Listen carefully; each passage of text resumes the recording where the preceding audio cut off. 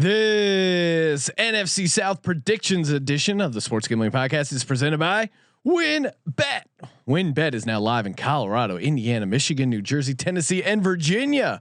From boosted parlays to in-game odds on every major sport, WinBet has what you need to win.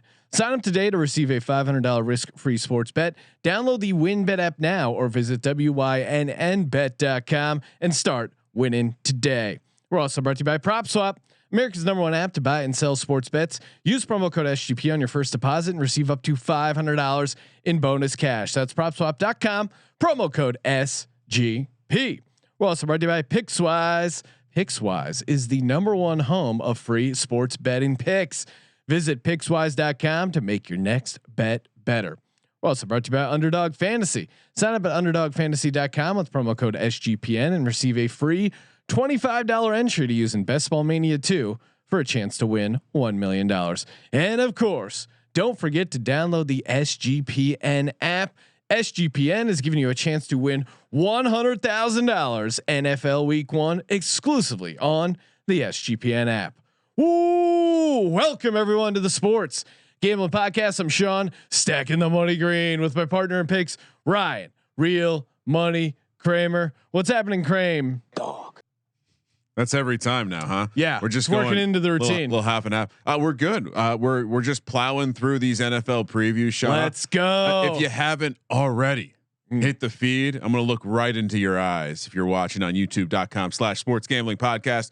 Already dropped the AFC West. Already dropped the NFC West.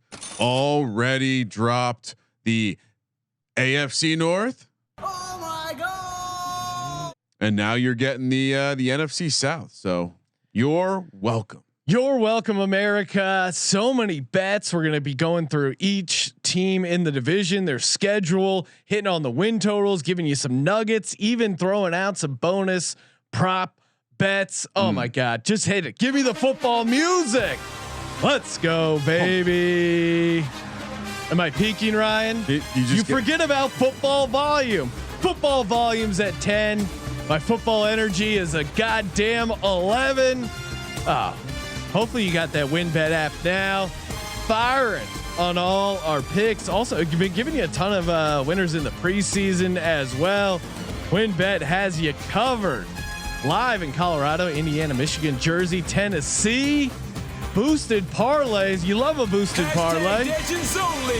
You love in-game wagering, and that's why you're gonna love the WinBet app. Plus, you get a risk-free $500 sports bet. Are you kidding me? Download, bet, and win, and get that WinBet app now. Visit wynnbet.com to start winning today. Also brought to you by PropSwap, America's #1 app to buy and sell sports bets. And again, we're talking about all these futures, the win totals.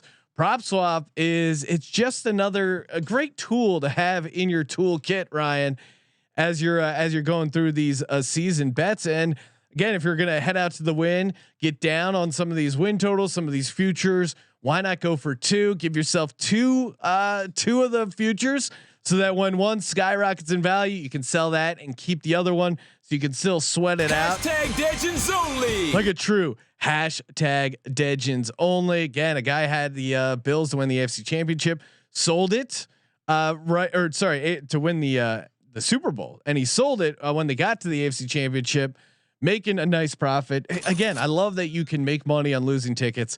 PropSwap, it's where America buys and sells sports bets.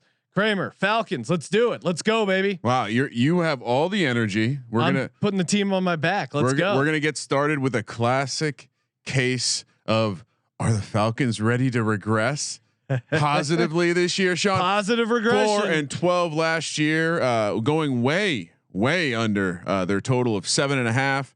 Sean, this team under expectation by 3.5 wins. That is the worst. Ryan, use Pythag. Come on. You wanted to use it there. Use it.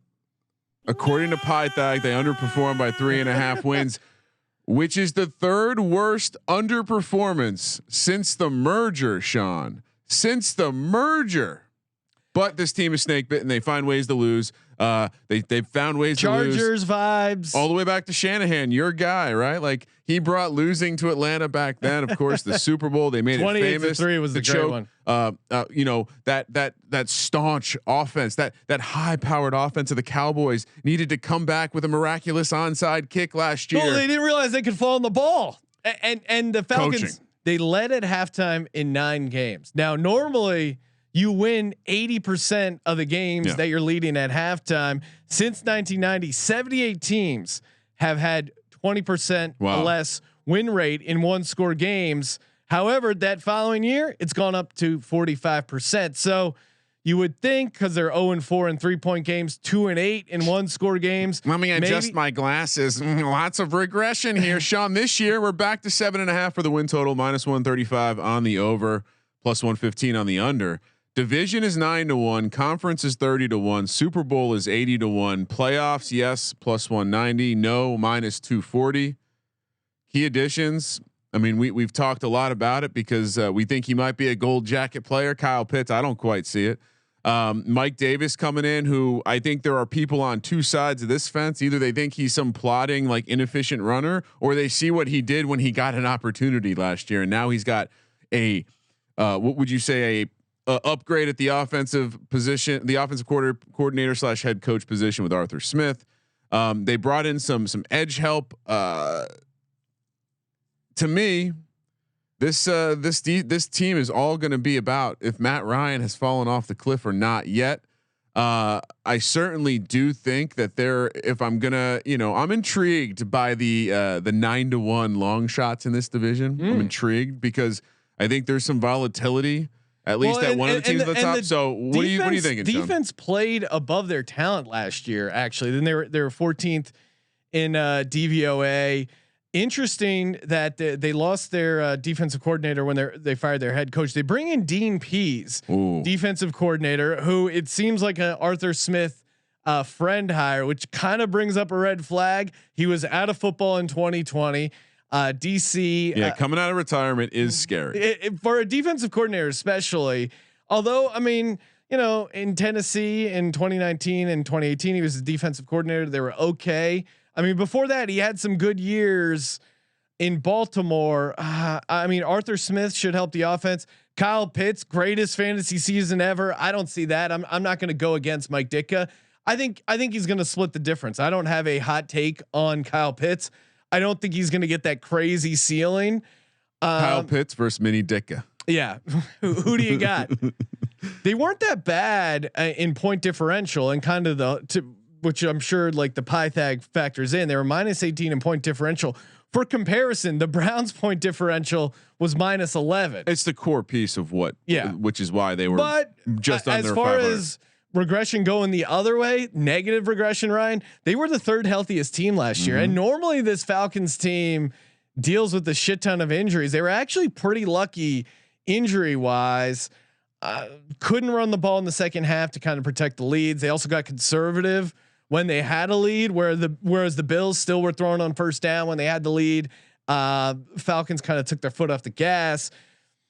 Oh man, it feels like the factors are going to kind of balance out, and we're gonna get this Falcons team to like 7 or 8 wins, which would be a nice jump from 4, but still not this ceiling projection that some people have them at. Yeah, I mean, honestly, I think you have to start. You look at the fact also they had a tough schedule last year. They had the toughest schedule according to the Football Outsiders, according to DVOA. This year, it's a middling average schedule. Sean, have we talked about the schedule yet this year? No, because it's silly. Second net travel. Yeah, 10 road games. Oh yeah, and that's 10 road games. That's one of the nuggets I have because 9 they have 9 actual road games because they're an NFC. And then they have one of their home games counts for London. So they're only 17 game schedule. They're only playing 7 games in their stadium. That's a crazy bad schedule break. How many times will Chick-fil-A be serving during Falcons games this year? I forgot to look that up. Come on, Ryan. You got to find the primetime home games. It's probably only 1 or 2. And also like this team is a lot's been made of it, but this team isn't exactly punting on the team, and they're not trying to rebuild. Such a weird. Sean, do you know how much if Matt Ryan were to be released after this season? Do you know what his dead money hit would be? A record $40.5 million. After this season? Yeah. So they still got him for one more after this? Oh, basically. So when they restructured him this year, they basically locked him in for another year. Why do you get rid of Julio Jones? I don't get that. I think they actually, I think because of the money said, like you make the money work. I mean, if Howie Roseman taught me anything, it's that the salary cap doesn't matter. You can figure it out. I think they got a little too cute here in the same way. And the 49ers are doing it in a much bigger way where they're kind of like, hey, we want to be a contender, but we also want to rebuild. You're drafting Kyle Pitts. That is a win now move. So draft Kyle Pitts, but keep Julio Jones. You're stuck with Matt Ryan for 2 years. Give Matt Ryan all the tools he needs to succeed. Matt Ryan with Julio Jones is a much better Matt Ryan. My thoughts here. We just watched Arthur Smith participate in the rehabilitation of Ryan Tannehill after Adam Gase. Yeah. I'm guessing he was a part of this decision. He must see that Matt Ryan isn't broke yet. And 2 years of Matt Ryan is maybe the transitional piece that they're going to use to get to the next quarterback. And they could save the money by letting Julio walk because they saw a guy like Pitts that they could slot in. They were comfortable with Ridley, Gage, Zacchaeus. I hear you. Now you can make the case about what a wide receiver owed $40 million. That's 33 or whatever Julio is. I agree. I think it's not good long term, but you're keeping Matt Ryan. That is a short term move. Again, I think with the quarterback position, perhaps they're on the same side of the fence as us, Sean, with the majority of these rookie quarterbacks. And once the Niners traded up, they said this is going to be our move. Anyway, the thing I would say though is I do think there are a lot of upgrades that should at least have me going towards a positive regression. Arthur Smith greater than Dirk Cotter. Dirk Cotter has been the butt end of many jokes on this show. He's not a good coordinator. He just sends his receivers deep, and that's that. I think Arthur Smith is going to be smart about it. Yeah. I think you have. I think we're higher on Mike Davis than a good number of the people out there. We saw his. We'll get to it later, but I think his yardage prop is relatively disrespectful with the way that he should be deployed in this offense. I think it's fair to say that you're going to see a running scheme that's going to be helpful and be making him successful, just like he was in Carolina, and it's going to highlight his ability to catch the ball. And I think that's the last piece of this offense. Sure, Pitts is interesting, and Calvin Ridley's great, and Russell Gage, lots of professional wide receivers. You need the guy who can catch, and then the ultimate question is the offensive line better? We do know they're going to do more motion and play action and all that stuff that's supposed to make you better, because that's what Arthur Smith brings. As far as the other side of the ball, I will say Dean Pease, he mostly coached good defenses. He never coached dumpster fires, and that would be great for the Falcons because the problem is their defense has turned into a dumpster fire. So yeah, but they kind of outplayed their talent, but then I don't know if they did enough to. They have some pass. And then last thing I'll say, the YouTube sensation Young Shu Koo, 37 of 39, doing his best Justin Tucker impersonation, going 8 for 8 from over 50 yards. Again, let's get to the schedule. The schedule's tough, so let's walk through it. Philly at Tampa, at New York Giants, Washington football team at home. Could they go 2-2 there? Could they go 3-1 there? So they have 2 road games at Bucks is going to be tough, especially early in that September heat. And maybe I actually kind of like the Giants against them because I think they're going to struggle blocking that front seven. And they don't have the kind of defense that can really fuck up the Giants. I'm gonna go, and even Wash. I'm gonna go 1-3. Really? Yeah. Well, I'm gonna go 2-2.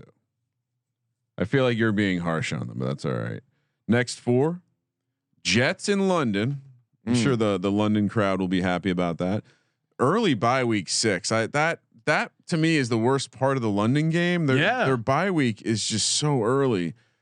I don't remember the London game starting that early either. At Miami, Carolina at home. At New Orleans, This is really tough. But this is a tough stretch, but I'm also not terrified of some of these games. I think another 2-2 stretch here is fine. I'll go 2-2. They kind of the more I read it, like kind of dove in, I feel like they could surprise. They could surprise. I just don't think they have a complete team, and I think their defense kind of outplayed their talent. Maybe you're right. I think they're going to be a little bit improved, and I kind of like the old guy coming out of retirement. No, I mean the Dean Pease angle is an X factor. He could be cooked, or he could, in the same way that Wade Phillips kind of came out of retirement and helped Sean McVay. That certainly is a. If I was a Falcons backer or a Falcons fan, that would be the narrative I'd be looking to talk myself into. Yeah, I mean, he did win a Super Bowl coaching a defense that lost Ray Lewis and Terrell Suggs. So keep that in mind with the Ravens. That's a hell of a coaching job. Next 4 at Dallas, New England on Thursday night at home, at Jacksonville, Tampa at home. Yeah, that's definitely 2-2. Who's starting for Dallas? Is Danucci starting for Dallas at this point? Garrett Gilbert has come in for Dak's latch strain. Yeah, I think 2-2 is attainable here. Yeah, very attainable. Next 4 at Carolina, at San Francisco, Detroit at home, at Buffalo. Those are some tough. I'm gonna say, shit. I mean, 2-2 I think is very generous, because I think that I'm slightly the more I dive into it, I'm higher than market on the Panthers. 49ers, who I'm kind of low on, but still, that's on the West Coast. That's going to be not an easy game for them, and I don't think it's a great matchup for them as well. And Shanahan knows them. Lions at home, optimistic, but at Buffalo in January, a dome team going outdoors. I mean, do they get to 2-2? I guess I'll give them 2-2. But that they're struggling for 2-2. 2-2 feels strong right there. I almost want to say 1-3. I'm gonna go 1-3, Ryan. I am too. Last game is New Orleans at home. I think they get that win. I'm gonna grade that. I'll give them that win, but that's again feels like it's slightly generous. All right, Sean, you got them to 7 and 10. That feels like their ceiling. I got. Yeah. Do you think so? Well, I don't know. 7 and 10. I went 8 and 9. 8 and 9. Yeah, here's the thing, because there's plus juice on the under. I feel, and you're getting the under at plus 115. You know what? I need to stay. How many wins did I give San Francisco? Oh, shit. I'm finding myself giving out too many wins, I think. Yeah, we're gonna add up Ryan's. That's a nice homework assignment for a DJ at home who wants a free T-shirt. Add up all our wins that we've given out on these win total podcasts, and because I think that number will be funny. I like the under. Too many wins. At plus 115. I like that I'm getting plus juice on them. I'm not touching any of these other futures. The miss playoffs to me not interesting enough. No, it minus 240 is what I would bet. But I don't think it's. Yeah, maybe. I don't know. We'll come back to it when we give out the best bets, but I'm not touching any of these other futures. Ryan, are you gonna dabble in some of these other futures? I'm gonna lean over for sure. Okay. And I'm kind of not. I feel like I went a little bit on the pessimistic side because I think the middle of their schedule. I gave them 4 wins. I think they can stretch that out if they're able to. If they're a team that can get it going on the road, because they have some winnable games. They have some games against teams with not very good defenses that if they can get going in a track meet and their offense is better, I think there's some upside there.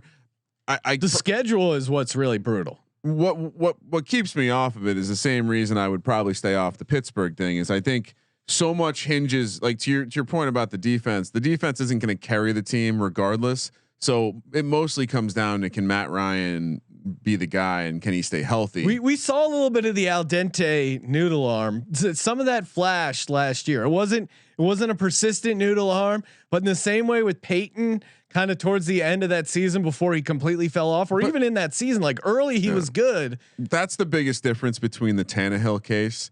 Tannehill doesn't have a noodle arm. No. Tannehill is still like peak in prime athlete form. Like Matt Ryan, is a lot of years removed from breaking my heart on Thursday night. They at also Boston have Derrick College. Henry, and I mean Mike Davis. I think is fine, and maybe he's kind of interesting. Wait, volume are you play. saying that Mike Davis isn't Derrick Henry? And they have Julio Jones, and they have Tannehill. Who I like Tannehill much more than Matt Ryan. It brings us to our prop bet. Matt Ryan under 29.5 passing touchdowns. Matt Ryan is, and I don't have the deep numbers, but just gut instinct. He is not a good, and a lot of these dome quarterbacks fall into that home road split, not favorable for them. I mean, you have 10 road games. It's just tough to get up to that 29 passing touchdowns. Last 4 years, he did it once. He hit 35 in 2018, where really good year for Matt Ryan, 2018. But other than that, it just hasn't been cooking. And the case for Arthur Smith in the offense, sure, that's fine. But again, I'm just looking at those 10 games not played in the state of Georgia. Yeah, and for me, again, I keep finding myself giving out my entire portfolio of picks has been unders and shit, and now I'm finding all these overs that I just want to get back on. I do think that Calvin Ridley's path to 100 receptions is so easy. It's so easy to see it. He's going to be the key cog in this team, and you can still get 97.5. So to me, yes, it's an over. Yes, it's an over, but is there a guy who has a more clear workload in the league? Like maybe it's Devontae Adams, Stephon Diggs, and him. Like in Tyreek Hill, you can put in that DeAndre Hopkins. Yeah, but we're talking about guys that have 100 catch seasons. I guess, and again, playing devil's advocate to this point, I don't see it, but maybe you don't like Kyle the defense. Pitts, they're going to be. Kyle Pitts back. is that guy that maybe if Kyle Pitts is really worth that fourth overall pick, maybe Kyle Pitts is the number one target in Atlanta. That's at least in the realm of possibility, where in Green Bay, there's no way it's anyone but Devontae Adams and Stephon Diggs. There's no way. I don't see it. I think 100 catches. Is that even money on 100 catches for who? For Ridley? It's 97.5. Yeah. But like minus 110. Yeah.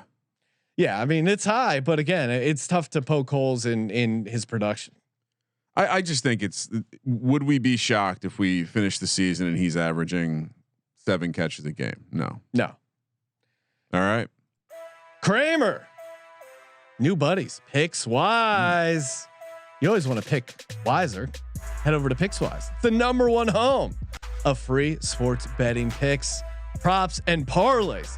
Helmed by a team of trend watching, data devouring sports fanatics, giving you the who, how, and why behind every prediction. Again, you love free picks. I love free picks. Even though co-founder of the SGPN, I'm always looking for some good free picks, and Pickswise.com is the place I visit when I want to bet better. Every game, every day, every sport, all for FREE. Pickswise backs responsible gambling. If you or someone you know wants help, give them a ring. 1-800-GAMBLER. Oh, Kramer talking new daily fantasy app, Prize Picks. Love this. Love props. Love getting into player props. Prize Picks has you covered. You can basically all you got to do, pick 2 to 5 players and decide if they will go over or under their stat projection. Prize Picks, they got a ton of stats to choose from as well to help you make the picks: yards, reception, touchdowns, fantasy points, and more. Any sort of stat you have a selection on, Prize Picks has you covered. And then all you do, lock it in, watch the game, and enjoy. Obviously, the more players you pick, the more you can win, up to 10x your money. Prize Picks, it's the only way I play. And cool thing about Prize Picks, mixed sports entries. Whoa. So NFL, college football, which there's an expanding market. Hold on, in college football. I've been looking to dabble in some mixed sports. Again, if you're a DJ on the run, Prize Picks entries can be made in 60 seconds or less. Just that easy. Their app, the Prize Picks app, 4.8 star rated. That's right up there with us as far as how good our ratings are. It's the easy way to play daily fantasy. It's simplified. You don't have to worry about the salary cap. Just pick your selections, combine them, and you're good to go. Use our promo code SGP to receive a 100% instant deposit match up to $100. That's Prize Picks promo code SGP. Let's get into it, Kramer. All right, Sean. Next up, we have the Carolina Panthers. Sir Purr. We learned about him last year. Sir Purr, love it. Sir Purr. I could watch a reality show just with Sir Purr and Robbie Anderson. Whatever kind of hijinks they get into, on or off the field. For in the case of Robbie Anderson. I mean, yeah. Again, legendary real men of D-Gen threatening to what skull fuck a cop's wife. He said the phrase he used was "nut in her eye," which again you should not be using that phrase at all, especially not when being arrested by law enforcement. That's a real alpha. Really playing with fire. That's a real alpha move. All right, Sean. Panthers 5-11 last year. New coach Matt Rule. That was fun. Joe Brady, offensive coordinator. 5.5 win total, so they barely went under after losing Christian McCaffrey. Of course, a hill you're willing to die on again this year. What changed? Well, Darnold's here, right? Big acquisition. Gave up some draft picks. Brought in Sammy D. They brought in some help in the draft. Terrence Marshall, Chuba Hubbard. They brought in the first round cornerback out of South Carolina, Horn. I do think this matters, and that's why we're going to note it. They lost Teddy Bridgewater, Mike Davis, and Curtis Samuel. That's a lot of production out of that offense. So while I'm bullish on the offense as well, it's worth noting that guys who actually created output for them last year are leaving. And I think the big story really is Darnold, right? Like, is this another case of Tannehill where he goes somewhere that isn't Adam Gase effect cannot both be. Teams in this division have touched by Adam Gase. Yeah. It's unbelievable. And again, the Panthers are right in that regression sign. 0-3 in 3-point games, 3-8 in 1-score games. But they, unlike the Falcon situation, I think Matt Rule is a good coach. I think he just had a young team that was. Yeah, the way I'm seeing Carolina is they were a young team that kind of outperformed expectations, got close against good teams. I mean, we remember that Chiefs game, and I think they're a team that just really kind of played really well. I am worried about the offensive line. Established the run, has them 27th ranked offensive line. To your earlier point, they only lost by more than 8 twice, so they were in games. They're a fun team to bet on. They didn't replace Okun, or at least as good as they should. I'm sorry, you mean the crypto master, the Bitcoin god, Russell Okun. They did rank number 1 in fumble recovery luck. That probably goes back. Here's the thing: they had the second toughest schedule last year. However, they lead the NFL in rest advantage this year with a plus 12. That is going to make a huge issue or a huge difference. I also, Ryan. Coming back to my point of me predicting Christian McCaffrey will get injured. The field turf in March 2021, they announced they're replacing the field with field turf. They had Bermuda grass, Bermuda grass. I don't know why you would put in the field turf. They did a study on it. The injury rate of knee sprains as a whole was 22% higher on field turf than natural grass. ACL sprains 67% higher on field turf. Just play it on the grass. What are you doing? Are you saving a couple $100 a year on your water bill? Why switch to field turf? I mean they have a robust analytics department, so they must have seen something that you're not seeing, Sean. And this offense, I think, could be really fun. Terrace Marshall already making some moves. Obviously, I'm a big Chuba Hubbard guy. I think Robbie Anderson is going to thrive being reconnected with Sam Darnold, he had a really good year with Darnold. One of the few bright spots of Darnold's Jets career. I think the Joe Brady offense should be a pretty solid, and give Robbie Anderson give Sam Darnold some easy enough throws. And Darnold flashed a little bit with the Jets as far as like throws he actually made, his potential. I'm kind of high on the offense. If the defense can hang around, and their defensive line rated number 8th, I think, and JC Horn seems like a day 1 starter for them at cornerback and a real difference maker. So I'm high on this Panthers team. Rookie corners though still probably going to get shredded a little bit. I mean, again, I think you look at what they did last year without Christian McCaffrey. Christian McCaffrey is a good player, probably going to be the linchpin of that offense again if he can manage to stay healthy on that field turf.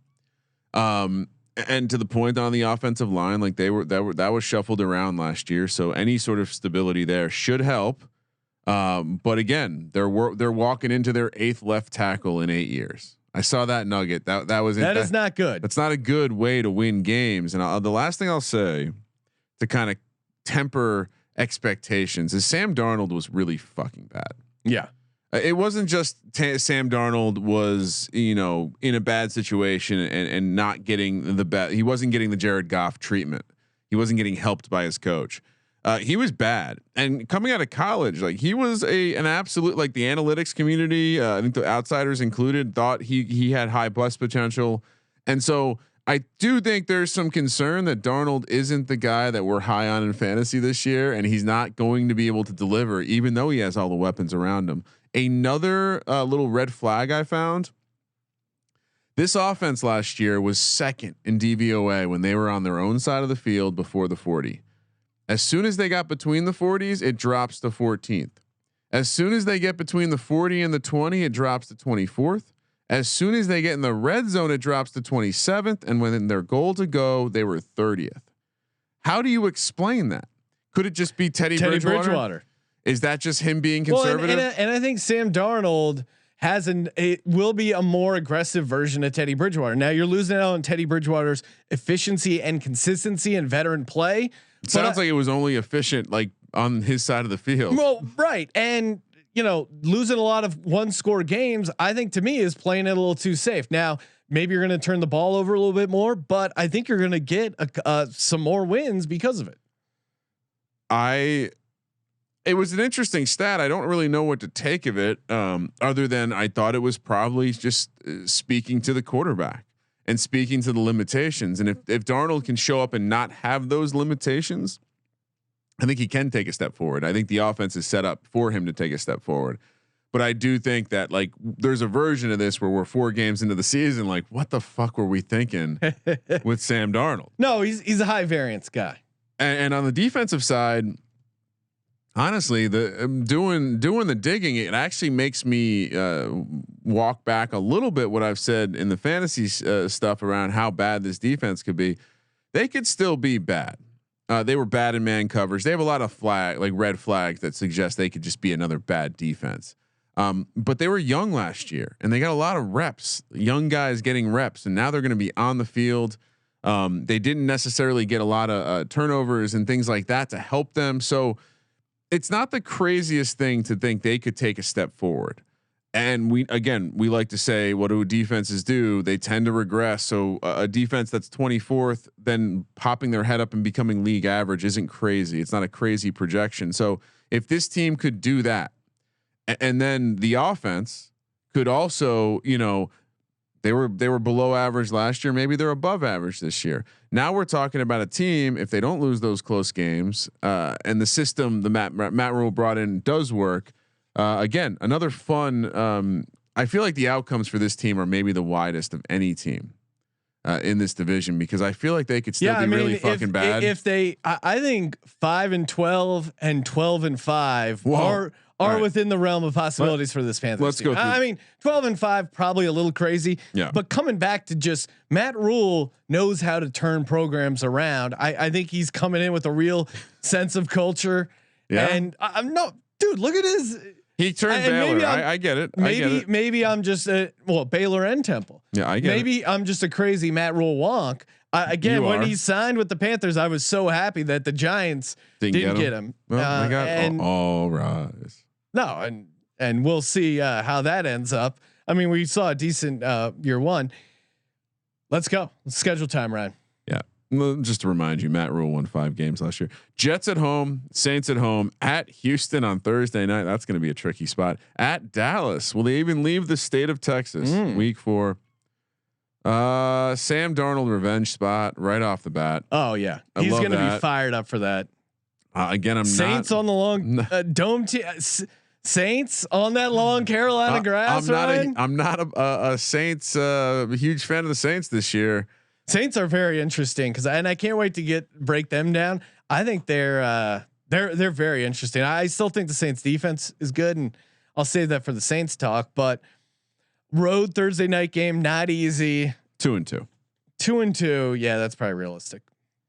Philly, Minnesota, both at home, at Giants, at Falcons. 2-2. Let's go. Yeah, I'll hold serve as well. New England at home, at Arizona, Washington football team at home, at Miami, heading into the bye. Am I crazy, Ryan? Ron Rivera is going to want to smash that team. Oh shit! Yeah, I forgot about the Ron Rivera angle. That kind of went dirty. That's a tough then spot. I got to go 2-2. I think they could beat Arizona though. 2-2. They're an interesting matchup for Arizona and New England on the road. Probably not amazing. Late bye week. That could be good. Could be bad. We'll see. Atlanta at home, at Buffalo. Tampa at home, at New Orleans. Shit. Well, they get Bucks at home. I'm gonna say 2-2. Yeah, 2-2. I'm 2-2 as well. And then do they would? I think they win. I think they get the Bucks that last week. Yeah, the Bucks don't need it. Yeah. I think they pull that one in. We both go 9-8. 9-8. Let's go. Well, I don't even think I gave out the. I think we got into the team before I gave out 7.5 is the win total. Even juice both ways. 9-1 to win the division. Conference 40-1. Super Bowl is 90-1. 210 to make the playoffs. -275 to miss. I certainly like the over at that point because it does seem like this team is on the upswing, and it does seem like I do like. I mean, I'm with you. I think Matt Rule. Let me sneaky frisky, and we'll see too. I think they're dogs in 10 games, and it'll be dog. I could see myself betting on them a bunch because they're probably going to be catching points early. And their schedule early is kind of interesting too. Even though they play the Eagles the 5th game, I did try and find a price for them to go 5-0 to start. Cause why would you do that, Sean? No, if it's like 50-1, it's kind of interesting. Their make playoff price is +210. Let's talk this out, Ryan. Them to have a winning record is +200. What is better, them to have a winning record +200 or them to make the playoffs at +210? I think you're going to be. I think 9-8 can miss the playoffs, and I actually think they can 8 and 9 make the playoffs? That's really what you have to look at. The majority of my simulations have them finishing between 8.7 and 9.6 wins. So I'm throwing out the future bet of winning record at +200. I think I gave that up previously. I'm sticking by it. And again, my boy Robbie Anderson over 955.5 receiving yards. That's what it's currently at. Yeah, I just don't see how he doesn't have a massive year. What do you got prop bet wise, Kramer? I was gonna come on here and tell you you got to watch out. This spread week 1 and the Sam Darnold revenge game is getting out of control. What's the spread right now? 5. Really? That's I like it at 4. Maybe we can get it back down to 4. Maybe Zach Wilson can keep surprising people and I do think if Sam Darnold, let's think about what Joe Brady did in college. If Sam Darnold, a talented kid, didn't work out in the first program, shows up on campus, can do the same thing he did with Joe Burrow, someone who has probably less arm talent, and kind of similar too. A guy with a bunch of talent. A guy went to a big market. Joe Burrow came from Ohio State, right? Joe Burrow came from Ohio State. So I guess comparing them to New York Jets isn't apples to apples because Ohio State wins, but big media market, a lot of expectations, not work out. Move to a smaller Southern. I mean, I guess LSU is smaller. It doesn't work perfectly, but I'm with you. I like the Joe Brady redemption. And again, me being on the Panthers over is just me buying into Matt Rule. I was big on them last year, and they did it via covering games and those 1-score losses and just 3-8 and 1-score games. I think the good coaching, Matt Rule's second year, he'll get a nice jump. Okay. And I was kind of on that track with some of the college predictions of coaches in that second year.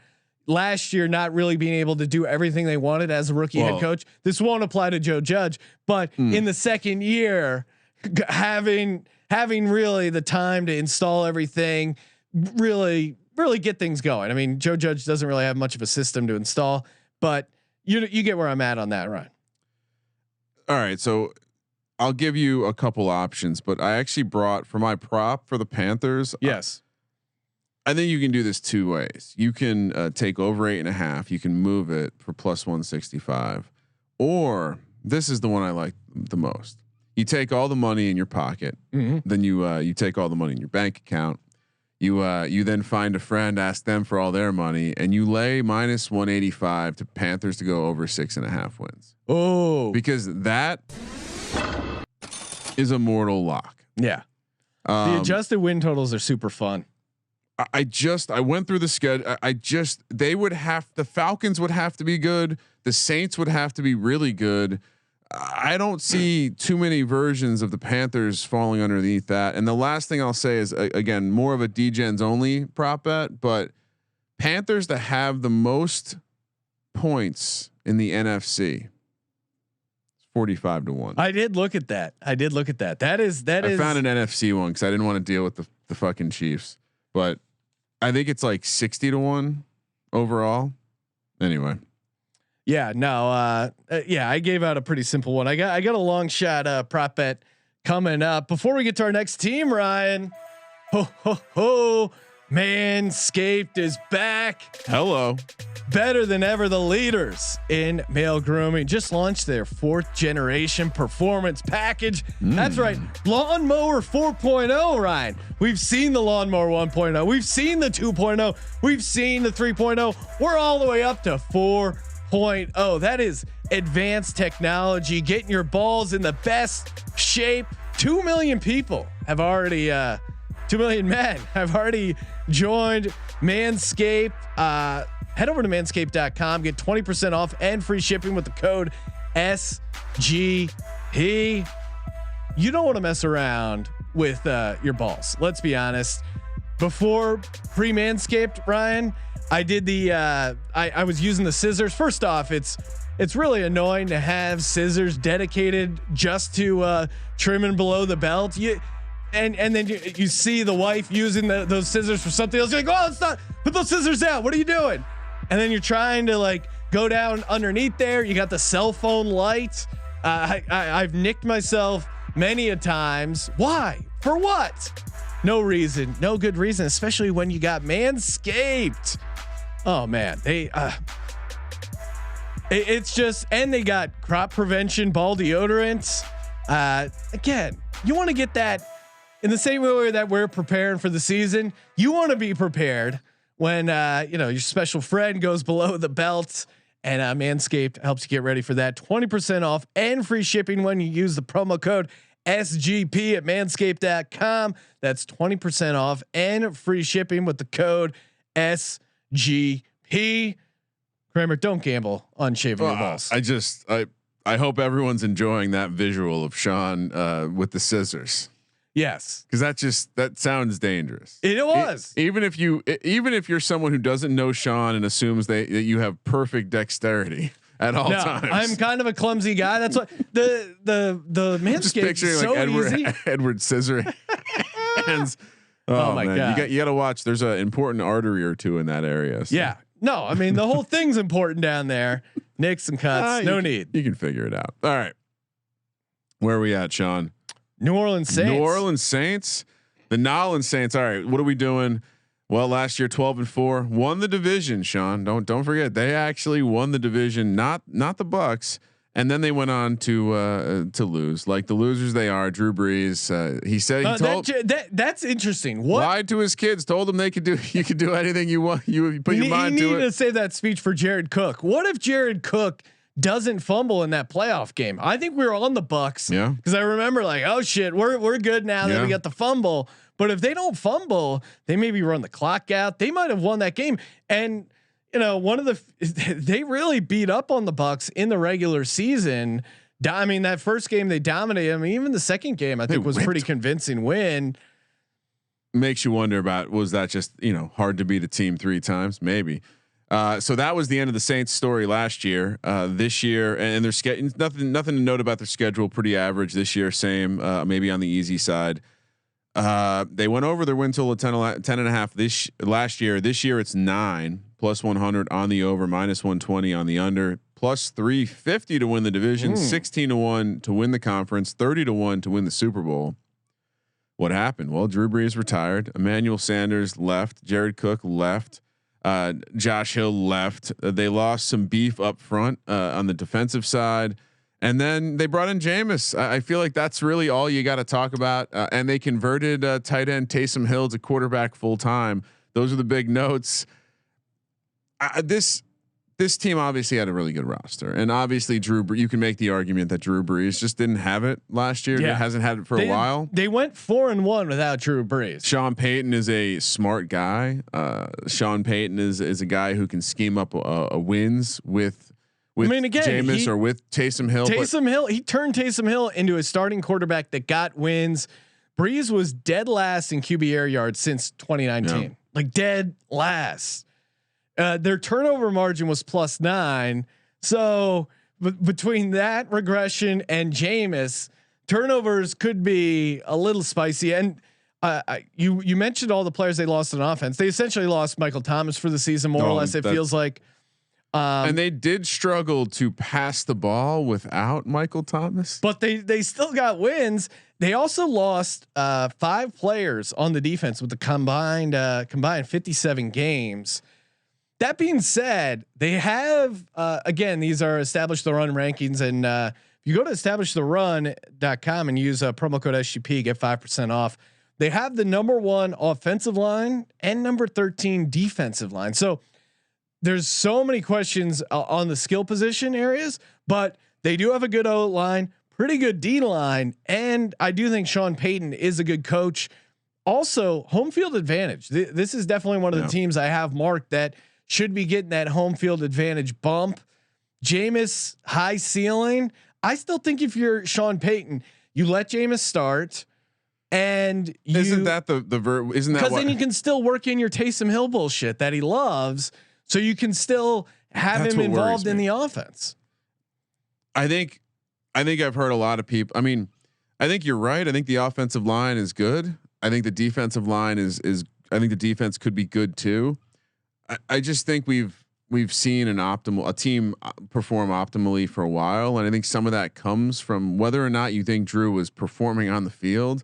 I do think it affects the way that teams play against them, and I think if you roll Jameis out and you roll Taysom Hill out and you have a 2 quarterback system, I think it creates a certain level of destabilization on the team that could be tough to overcome. And then you sprinkle in the fact that this team is not going to be able to get down the field. I don't see how defenses don't figure that out. And I think it's going to be a lot for Kamara to overcome. I mean, Adam Troutman, right? Like, he hasn't done it on a big stage. There's no, outside of Alvin Kamara and even Latavius Murray, no one has done it for this team. And so if the offense isn't there, the defense then has a lot more responsibility, and they're going to have to carry the team. So Sean, the question becomes, can this New Orleans defense carry the team? Again, their D line's good, got some good cornerback play, but yeah, I mean, they did lose those chunk of starters. So I think they're a little thin, and the Saints always play this with their team where they really just keep kicking the can down with free agency. So they don't have the kind of depth that you would normally like in a team. I don't know. We'll see. Have you heard much about the edge rusher they drafted? I haven't heard a lot about him. I mean, the Saints have done a good job, or they've done a serviceable job, kind of rotating in the pass, like having people that can get after the quarterback. Did you see what Cam Jordan said the other day? No. Oh man, now I'm blanking on what he said, and I thought I wrote it down, but I did not. We'll come back to that. I'll try to look it up. I don't see this team being able to be carried by a defense. And as strange as that sound, I don't. And I also have I do have a problem if they're going to really roll out Taysom Hill. I love Jameis, but that's more of a fantasy take. I don't know if Jameis is a guy, especially new Jameis. Like, I don't know what happened to old Jameis, but new Jameis, like, he went to finishing school. He speaks a little different. He can see better. Did sound like someone quote tweeted that What's that movie? Get Out. Yeah, they did say this is job interview Jameis, because he was just talking, so not yelling out pussy or anything like that. He was finishing school Jameis. But and you have the fact that, like you pointed out, they kind of owned the Bucs last year, so they from a who can they beat in the division, they can still beat everyone in the division. Maybe Atlanta's the team that has their number in a strange way. But yeah, and the schedule doesn't seem to be defeating. I can't see them as a team that can be carried by their defense. Yeah, I think they start slow because of all the turnover. I mean, just in general, and then kind of hit their stride later in the season. Well, and that's something we'll see in the schedule. But the outsiders have it at the 19th hardest schedule, so not a hard schedule. I see it as maybe a little slightly hard. Let's go through the schedule. I see it a little harder. And again, Sean Payton and Drew Brees have been doing it for a long time, so that change is still a change, and sometimes teams don't always recover quickly from the franchise quarterback problem. Sean, as you know, Green Bay at Carolina at New England, Giants at home. Is this team going to be able to that New England Giants Washington? We didn't say it, but that's going to be an interesting stretch, because can this offense play against good defenses? Can this offense, when they know that they can't pass it over the top? Well, yeah, I mean, in for the Giants game, again, I like that defensive line at home against the Giants. I think that's how your path to victory there. But you're right, on the road at New England, on the road at Washington coming up. Even the Panthers game, can they win a shootout? I think is tricky, maybe, and maybe Jameis just lights it up. Again, you said Carolina highest variance team. You could make a case for the Saints as well. There's certainly. I don't see the ceiling. Yeah, I mean, I guess the ceiling is that. Yeah, you're telling me it would involve Jameis throwing for 30 touchdowns and only 15 interceptions. But I think if Jameis is playing well, how much? It's because the defense. What kind of bump are we giving LASIK Jameis? Here's the question: Can they hold? Are they going to be a team that wins like 24-17? They're going to slow the game down. Is that really? I think there's a world where they don't try and compete in shootouts, and they have that good offensive line, and they kind of keep it simple with Jameis, or maybe they honestly have an offense like New England did last year, where it's like a very plotting, and they put Taysom Hill in there, have him basically as a wildcat running back, bleed the clock, make the job easier on the defense. Maybe that's their path to victory. This team could be all over the place. We've been saying it for a lot of years. This team has gotten involved in some shady stuff in the past, and everything seems to continually get brushed under the rug. Yeah, and we wonder when will they have to pay it. Maybe this is the year that everything comes crashing down. Again, Sean, what are you? So for those first four, what are you saying? I'm saying I thought I would be higher on them, but looking at this schedule, I got to go 1-3. Oh wow! I thought I was going to be hot takey here with a 1-3. I'm also 1-3 at Washington, early bye week. Again, I don't know if I like that. At Seattle on Monday Night Football, coming out of the bye week. Tampa and Atlanta in back-to-back weeks at home. Again, I don't think they get one of their home games against the division foe. I think they lose the other. I'm going 1-3 again. Yeah, shit, 1-3. Wait. I really thought I was going to be hot on this one. No, I thought I was going to be higher, but just looking at Tennessee, shit, this is a hard ass. Again, right? They tell you it's an easy schedule. How is this an easy schedule? You start walking through it, and when you look at the travel, because we like some of the teams that the numbers are lower on. Yeah, and it's lining up here at Tennessee, at Philly, Buffalo at home on Thanksgiving. Okay, that's a fun game. And then Dallas the following Thursday at home. So back-to-back Thursday games. I'll say 2-2. Again, though, if you think Dallas could be a high-powered offense, I don't think we think so. Buffalo should be. Tennessee should be. Like, can they win shootouts against these teams? Can they win shootouts against these teams that will let them run the ball? I think it would have to be Jameis throwing the ball a bunch. But again, I think the higher floor version is Taysom Hill and just pounding the rock. Man, I'll 2-2. Yeah. Their home games are tough though. 2-2. Next up, where are we? Fucking Jets. Jets at Tampa on Sunday Night Football. Miami on Monday Night Football at home. Carolina at home. 1 and 3. Yeah, I'm gonna say. I'll say 2 and 2. And then we got the bonus game at Atlanta. At Atlanta. That's what did I grade that one? We have Atlanta winning it. So. All right, Sean, you've got them going 7-10. I've got them going 6-11.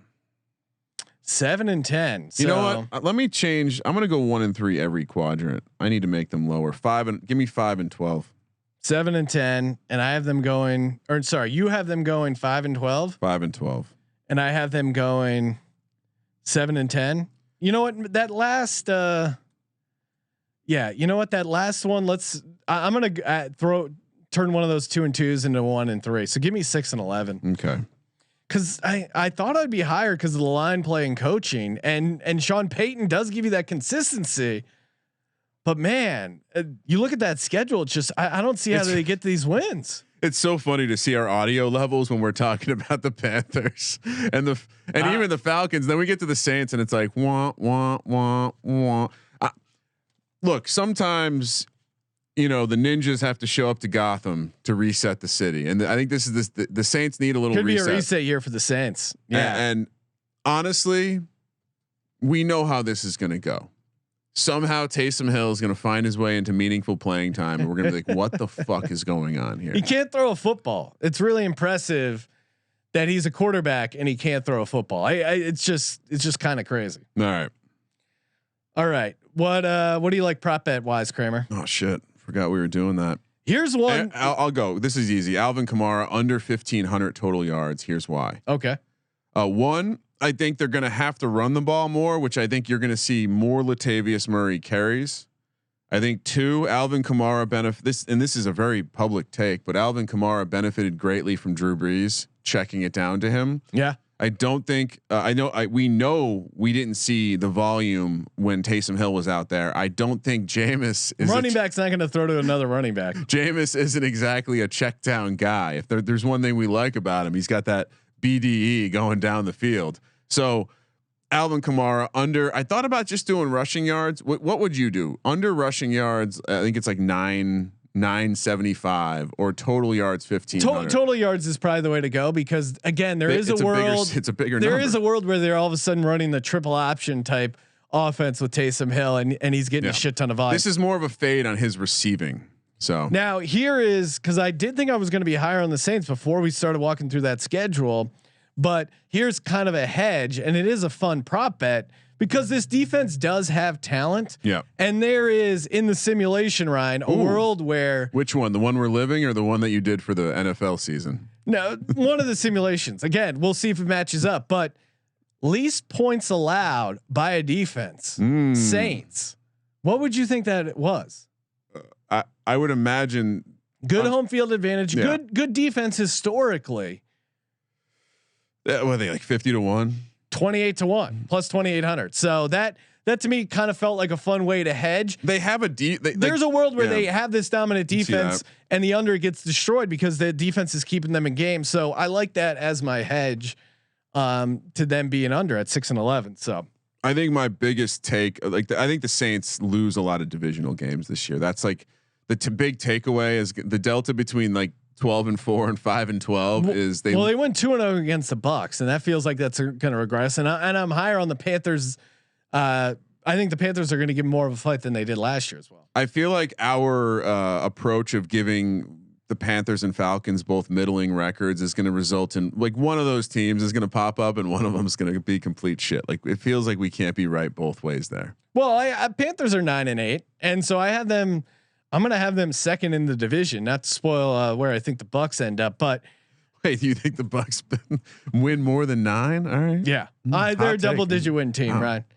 Let's talk about the beautiful game, Ryan. John, the summer of soccer continues on Paramount Plus. Stream over 2,000 soccer matches a year from around the world.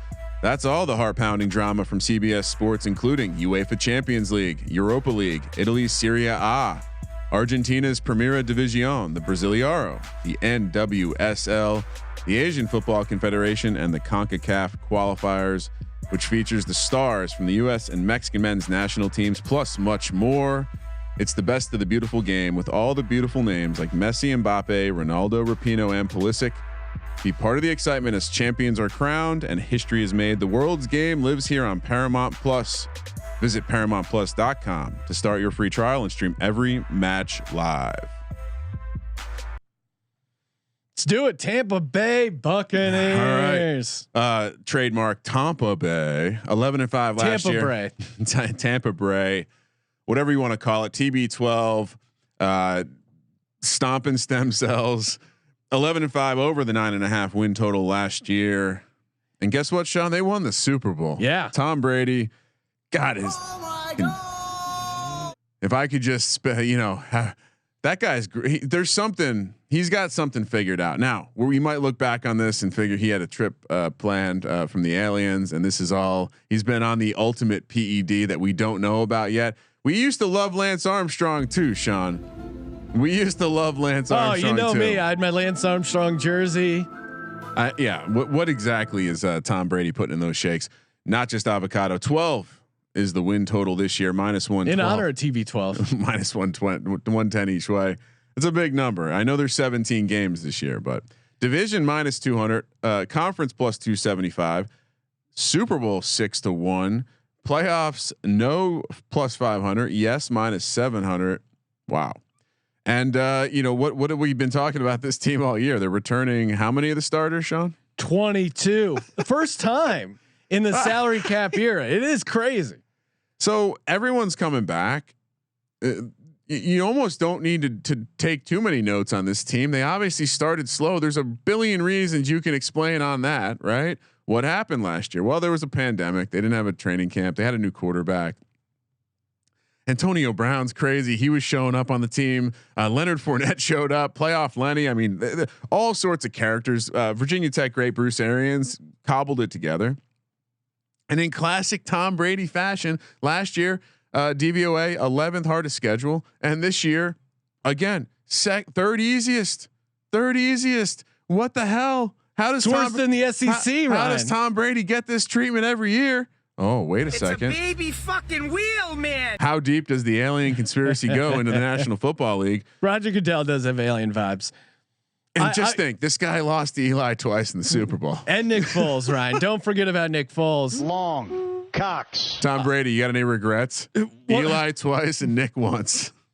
One of the Brady stories I did really enjoy was Levante David crying after they won the NFC Championship game.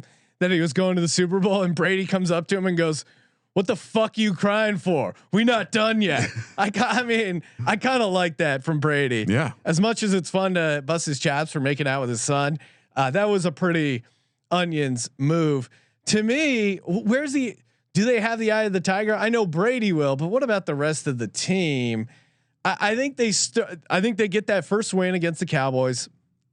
I could see them hitting a malaise at some point during the season. Again, there are people who live in Florida. I think there's a certain Florida vibe of just a laissez-faire attitude to a lot of different things. But they do have a very good offensive line season and defensive line. Tristan Wirfs, that was such a good pick. I know you're against drafting offensive linemen in the first round. I know that's not a part of Gettleman's plan, but that was like a perfect pick. They could have got cute and got another weapon for Brady and just said, that's what we're going to do. Instead, they got Tristan Wirfs, who, I mean, quietly, that was a huge reason why they won the Super Bowl. I mean, it helps when your quarterback gets rid of the ball in two. I think Tom Brady really helps the offensive line. Makes them look good. And again, that first 9 games, it was clear, when he was figuring things out, he forgot it was 4th down. Brady, weeks 1 through 9, he was 19th in EPA, first in EPA from week 10 until the Super Bowl. So it seems like, looking at the numbers, crunching things, they only really struggle when they play teams who have a good run defense. I think it just kind of throws off their flow.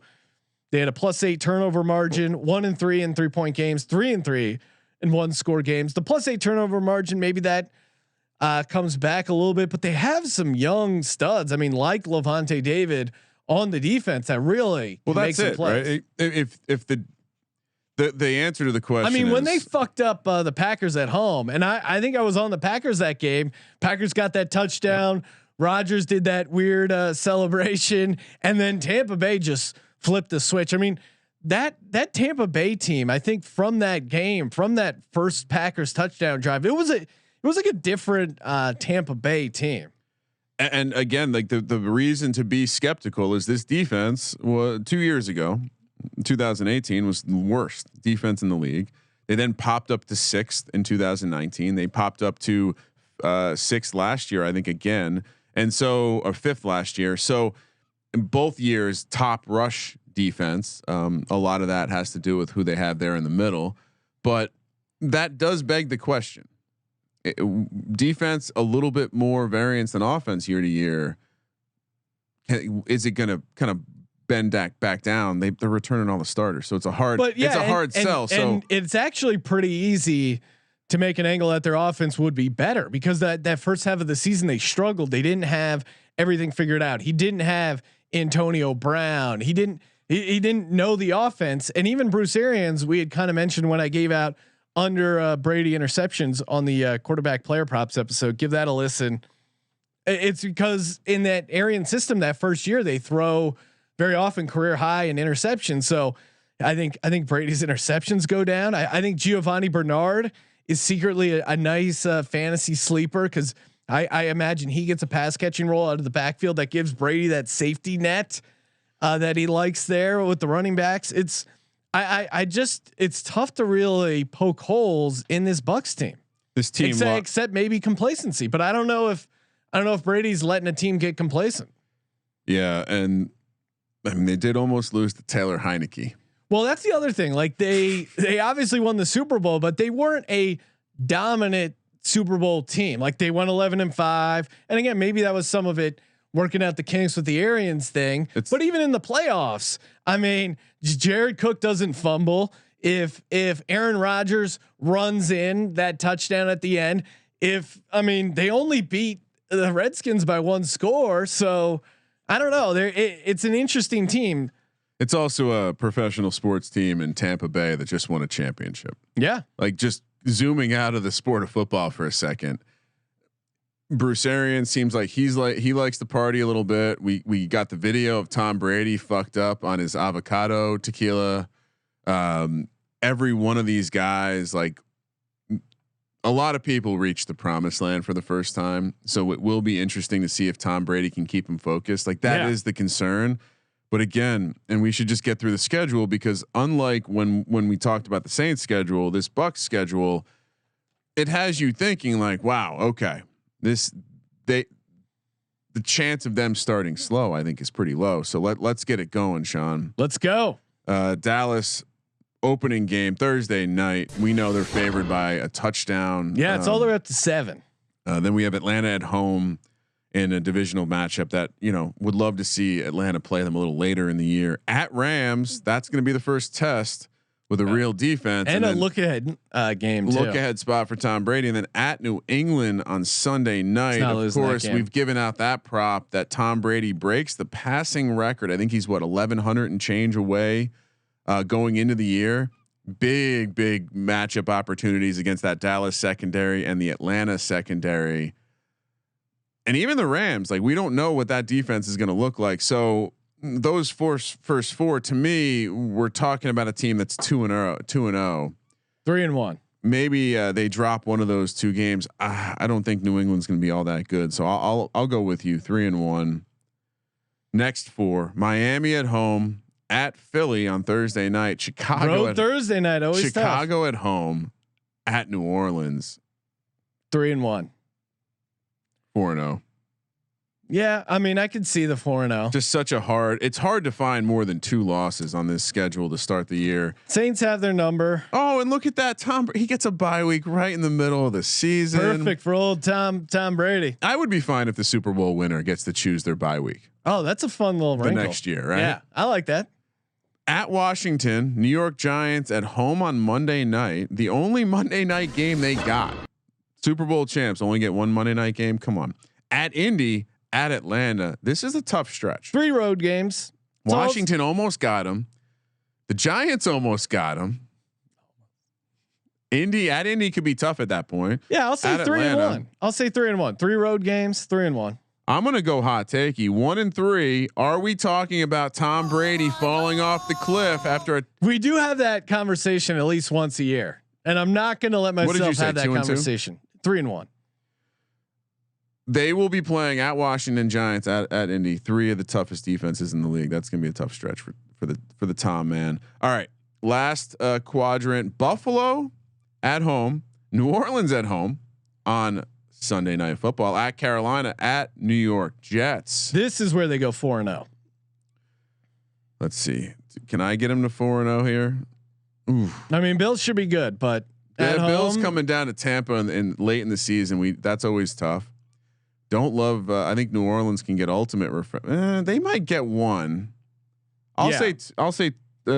I'll say 3-1. Do I say 3-1 or 2-2 here? I mean, 2-2, Ryan. The Tampa Bay Bucks are pretty good. 2-2. I got them 4-0, and then I got them losing that bonus game because they don't need it against the Panthers. 3-1, and then I also have the lost. Do I have them 13-4 then? 7, 8. Wait, you have them 9 plus 4, whatever that is. 13-4. Yeah. What do you got them? I got them going. You have a 1-3 in there. I have them going 11-5, 11-6. Wow. So you're on the under, Ryan. Man, that's tough. I mean, again, we'll give out our locks here in a minute, but you know what? I'm going to change that 1-3 to 2-2. That's too hot. Make it a 12-5. All right, right at the win. I want to be right on the push. Just what everyone Sean, loves. I'm going to use my pass. No, I mean, again, I'm on the over, but I can't advocate taking an over on 12 just because it's so high. But again, look through that schedule. How do you get them to 6 losses? 6 losses, you lose this bet. I don't know. Maybe I am on them. The hangover. We don't know if the hangover water. Here's the prop bet, Ryan. I'm already getting the oh my god sound effect. Now, last year winning the Super Bowl without Belichick was the ultimate. Tom Brady is better than Belichick, but there's one last thing he has to prove. What's that? A perfect regular season. Oh, Tampa Bay Bucks to go 17-0, 50-1. I can't give out the over 12, but I'll tell you they go 17-0. Yeah, it's 50-1. It's not going to happen, but it's a fun. Think about it from Tom's perspective too. Like he knows that Dolphins team. They got to pop that champagne every year. Well, no one's ever gone 17-0 before. No, he's done 16-0. But he's also done 18-1. If he won, he already kind of had a pretty good check mark in the winning a Super Bowl without Belichick. But now to have a perfect season without Belichick, isn't that the ultimate? Isn't that the? I mean, not that to me, it's a stupid conversation to have, but one that clearly motivates Tom Brady. Isn't that that last quiver in his? He also needs Nick Foles to get into the AFC so he can overcome that because Eli's not coming out of retirement. He can't slay that dragon. Well, Ryan, the Indianapolis Colts, led by Nick Foles.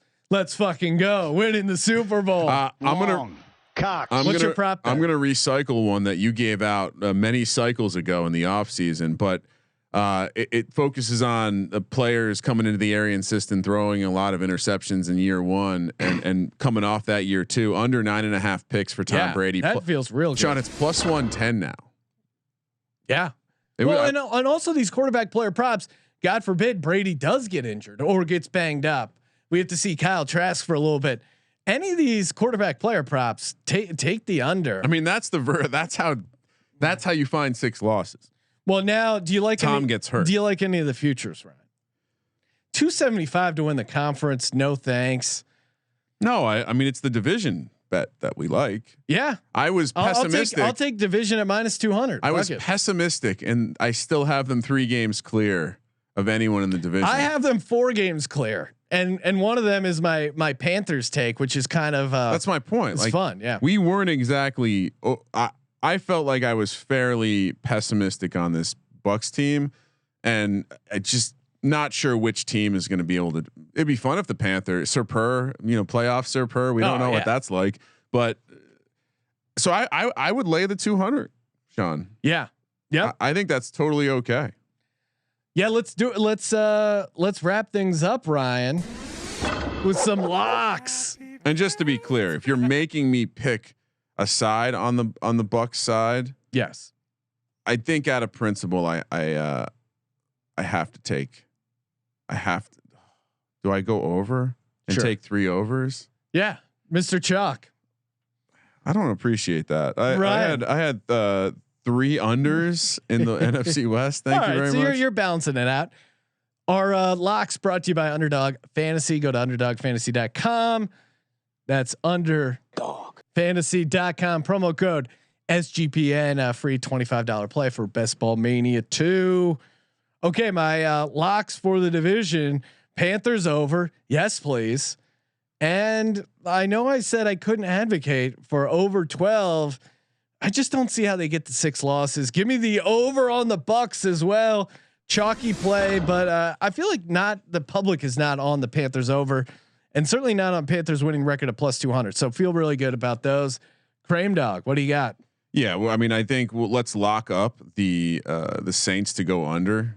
That's not a bad one either. I was debating. I just the Sean Payton history of just winning a shit ton of games and their rejuiced home field is scary. But again, that schedule, like walking through it was tough. And let's do it. Let's say Darnold does help this team take a step forward. I don't think greatness is in store for them on the field, but they get over that 7.5. And then also, like, I would lock up the Bucs to win the division. Like, that's a legitimate put down. You know, if you're a 1 unit per game guy on Sundays, 2 mortgage payments to win 1 on. To me, this is a couple unit play to win a unit. They're just such a good, well-rounded team. It's tough. And again, their offense got off to such a slow start. They figured it out now. The ceiling's the floor, Ryan, or whatever Michael Jordan said. The roof is the floor. The roof is the floor. Exactly. Last thing I'll say about the Bucs is the weapons he had. Like, any one of the receivers he has right now would have been the best receiver he threw to for the majority of his career in New England. Sans maybe Randy Moss. It's a great point. And he's got 3 of them, and one of those guys he had living at his house. And even if one of them gets injured, some of Scotty Miller, Gronk, like he has so many weapons. Could Mike Evans, Godwin, and Antonio Brown all achieve 1,000 receiving yards? Yeah, there's an interesting bet of those 3 to go over 3,500 receiving yards, and I think it was like 4 to 1. I was looking at it. I didn't pull the trigger on it, but certainly worth taking a look. Here's what's fun for the FFPC, Sean. The draft is going to happen for a couple of my main event teams after this Thursday night game. They're playing the Cowboys. How high do these Bucs receivers go? How high does Tom Brady go if he throws for like 350 and 4 touchdowns? Can't wait. Hey, make sure you download the SGPN app, leave us a nice rating and review, or on Apple Podcasts, follow us and leave a rating and review there to have your shot to win Merch Monday. And while you're downloading the app, you want to win $100,000 NFL Week 1. You can only do it exclusively on the app. That's where the contest is going to be running through. You can send over your email now, so you get the email when the lines are live September 1st. But you want to be a part of that. Thank you for participating in the Sports Gambling Podcast. For the Sports Gambling Podcast, I'm Sean, stacking the money green, and he is Ryan. I think we just said nice things about Tom Brady. Kramer, let it ride.